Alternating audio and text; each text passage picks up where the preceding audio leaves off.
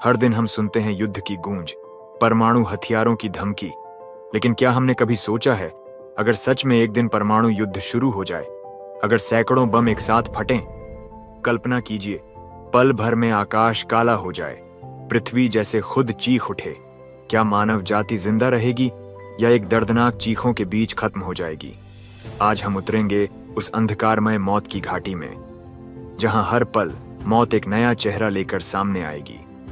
परमाणु विस्फोट की पहली चमक इतनी तेज होती है कि कई किलोमीटर दूर से भी इंसान की आंखों की रेटिना झुलस सकती है। तापमान पहुंच जाता है 10 मिलियन डिग्री सेल्सियस तक, सूरज के केंद्र से भी ज्यादा। सिर्फ इंसान ही नहीं, पेड़ पौधे, जानवर, नदियां, सब कुछ पल भर में भाप बनकर उड़ जाएगा। एक 10 मेगाटन बम 30 किलोमीटर के दायरे में जिंदगी को मिटा सकता है। 1 किलोमीटर के अंदर लोग 1 सेकंड से भी कम समय में राख बन जाएंगे। विस्फोट के बाद सैकड़ों किलोमीटर प्रति घंटा की रफ्तार से एक झटका लहर दौड़ती है, जो इमारतों, गाड़ियों, यहां तक कि पहाड़ों तक को तोड़ सकती है। शहर एक पल में मलबे के ढेर में बदल जाते हैं। सड़कों पर बिखरी लाशें, मुड़े तुड़े पेड़ों के कंकाल, एक भयानक दृश्य पैदा होता है। 8 किलोमीटर दूर तक भी 300 से 400 किलोमीटर प्रति घंटा की हवा इमारतों को गिरा सकती है। इंसान सांस भी नहीं ले पाएगा, दम घुटने से मौत हो जाएगी।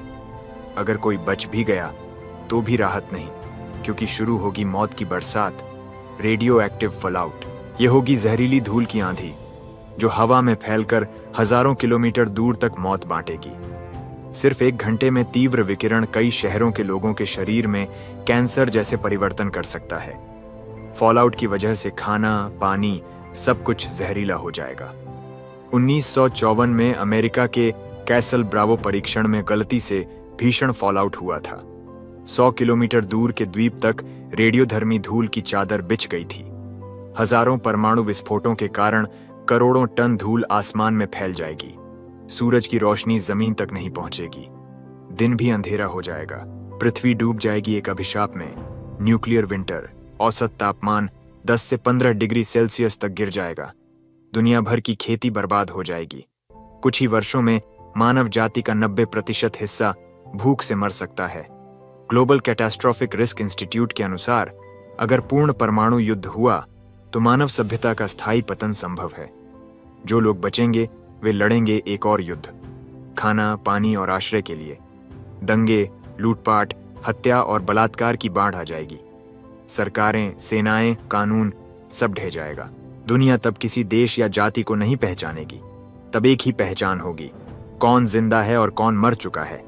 वैज्ञानिक कहते हैं अगर कुछ बची खुची आबादी जीवित भी रह जाए तो उन्हें नई सभ्यता बसाने में हजारों साल लगेंगे। पर यह सभ्यता अलग होगी, जहां इतिहास होगा परमाणु मौत और विनाश की पीड़ा। एक न्यूक्लियर आर्मागेडन के बाद दुनिया में इंसानों की संख्या सिर्फ कुछ लाख रह सकती है। प्रकृति शायद ग्रह को फिर से संवार ले, लेकिन इंसान या तो लुप्त होगा या बदल जाएगा।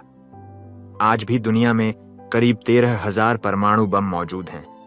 इनमें से सिर्फ 1% का उपयोग भी दुनिया को हमेशा के लिए बदल सकता है। दुनिया तब किसी देश या जाति को नहीं पहचानेगी। तब एक ही पहचान होगी, कौन जिंदा है और कौन मर चुका है। वैज्ञानिक कहते हैं अगर कुछ बची खुची आबादी जीवित भी रह जाए तो उन्हें नई सभ्यता बसाने में हजारों साल लगेंगे। पर यह सभ्यता अलग होगी, जहां इतिहास होगा परमाणु मौत और विनाश की पीड़ा। एक न्यूक्लियर आर्मागेडन के बाद दुनिया में इंसानों की संख्या सिर्फ कुछ लाख रह सकती है। प्रकृति शायद ग्रह को फिर से संवार ले, लेकिन इंसान या तो लुप्त होगा या बदल जाएगा। आज भी दुनिया में करीब 13,000 परमाणु बम मौजूद हैं। इनमें से सिर्फ 1% का उपयोग भी दुनिया को हमेशा के लिए बदल सकता है। परमाणु युद्ध कोई राष्ट्रीय समस्या नहीं है, यह मानवता के अस्तित्व पर सबसे बड़ा खतरा है। इस राक्षसी भविष्य को रोकने के लिए हमें अभी जागरूक होना होगा, क्योंकि अगर युद्ध शुरू हुआ तो वापसी का कोई रास्ता नहीं होगा, सिर्फ शून्यता और मौन मृत्यु।